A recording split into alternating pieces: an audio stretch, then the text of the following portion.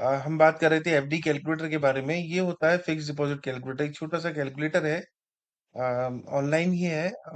मैं आपको उससे थोड़ा समझाने की कोशिश करता हूँ कि एफडी बेसिकली कैलकुलेट होती कैसे है। तो हम इसमें 3 एग्जांपल लेके इसको हम समझेंगे। तो फर्स्ट एग्जांपल हम लेते हैं, जैसे 1 लाख रुपए का हमने अमाउंट लिया। जो अभी हमें पीरियड रखना, अभी हमने पीरियड रखा है 1 साल। इंटरेस्ट रेट हम रखते हैं 7, और इसकी कंपाउंडिंग रखते हैं डायरेक्ट ईयरली। कोई कंपाउंडिंग नहीं, 1 साल की एफडी है, मैच्योर हो जाएगी। अब मैंने इसको कैलकुलेट किया। अब आप देखेंगे कि 1 लाख रुपए हमने जो इन्वेस्ट किए थे, वो उस पर 7 हजार रुपए का फ्लैट हमको इंटरेस्ट मिला, और क्लोजिंग पर 1,07,000 रुपए हमको वापस मिल गए। ये तो हो गई एक सिंपल सी बात कि 1 लाख रुपए का अमाउंट, 7 हजार रुपए का इंटरेस्ट, 1,07,000 रुपए मैच्योरिटी। अब अगर मैं यहीं इसी को क्वार्टरली कंपाउंडिंग कर देता हूँ, है ना, जो जनरली बैंक देती हैं, तो अब देखिएगा इसमें चेंजेस। अब आपको चेंजेस दिख रहे होंगे, 186 रुपये बढ़ जाएंगे। 186 रुपये सिर्फ इसलिए बढ़ते हैं कि ये जो क्वार्टरली है ना, इसका जो इंटरेस्ट है वो क्वार्टरली आपके इसमें एड ऑन हो गया है। तो ये तो हो गई बेसिकली क्यूमुलेटिव एफडी के एड ऑन होते हुए ये एफडी आगे बढ़ती चली जाएगी, है ना। अभी हम इसका थर्ड एग्जांपल लेते हैं। इस पीरियड को हम सिर्फ 5 साल कर लेते हैं। कंपाउंडिंग क्वार्टरली, पीरियड 5 साल, बाकी दोनों चीजें सेम। दोस्तों अब आप देखेंगे कि पहले साल 1 लाख रुपए हमने इन्वेस्ट किए, 7,186 हमको इंटरेस्ट मिला, क्लोजिंग बैलेंस 7,000, 1,07,186 रुपए का आ गया। अब सेकंड ईयर दोस्तों वही अमाउंट री इन्वेस्ट हो जाएगा, 7,702 इंटरेस्ट, ये आ गया हमारे पास 1,14,888 रुपए क्लोजिंग अमाउंट। ये सेकंड ईयर का क्लोजिंग अमाउंट है ना।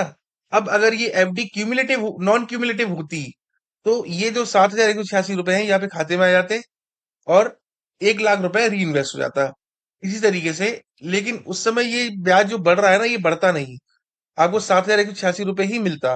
लेकिन अभी क्या हो रहा है कि ये नॉन क्यूमुलेटिव एफडी है, यानी री इन्वेस्ट हो रहा है अमाउंट, कंपाउंडिंग हो रही है इसकी।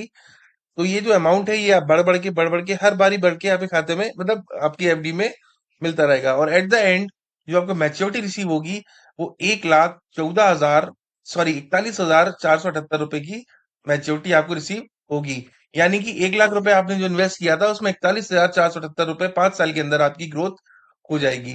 तो अब अगर बात करें कि 7% इंटरेस्ट पे एफडी डबल कितने साल में होगी, तो वो चीज हम समझ लेते हैं एक बार कि एफडी डबल कितने साल में होगी 7% की इंटरेस्ट रेट पे। तो इसको हम करते हैं 9 साल।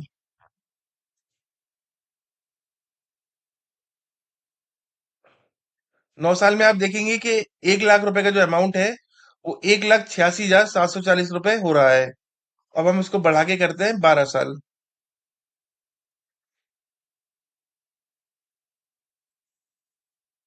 दोस्तों थोड़ा सा ज्यादा हो गया है, चलिए कोई बात नहीं, हम इसको 11 साल कर लेते हैं।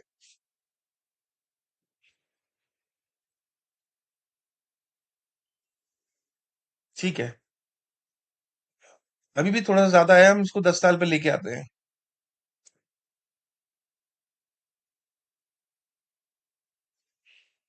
ठीक है। तो आप देख रहे हैं 1 लाख रुपए का invested amount, 7% rate of interest पे तो तो दोस्तों ये हमने 10 ईयर लेके बात को समझने की कोशिश करी है, नहीं यार। तो दोस्तों ये हमारा 10 ईयर वाला सिनेरियो, 1 लाख रुपए का invested amount for 10 years, rate of interest 7%, quarterly compounding, non cumulative FD, 10 सालों के अंदर आपके 1 लाख रुपए को डबल करके आपको वापस कर देगा। तो दोस्तों हमने 3 सिनेरियो में एफडी को समझा। ये होती है सिंपल सी कैलकुलेशन एफडी की।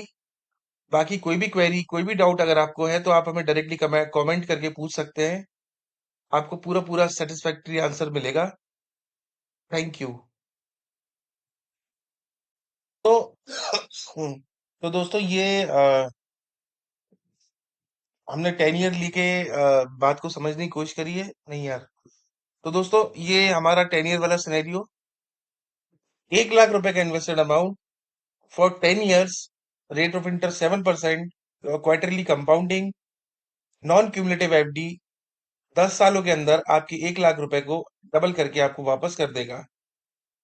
तो दोस्तों हमने 3 सिनेरियो में एफडी को समझा। ये होती है सिंपल सी कैलकुलेशन एफडी की। बाकी कोई भी क्वेरी, कोई भी डाउट अगर आपको है तो आप हमें डायरेक्टली कमेंट करके पूछ सकते हैं। आपको पूरा पूरा सेटिस्फैक्टरी आंसर मिलेगा। Thank you.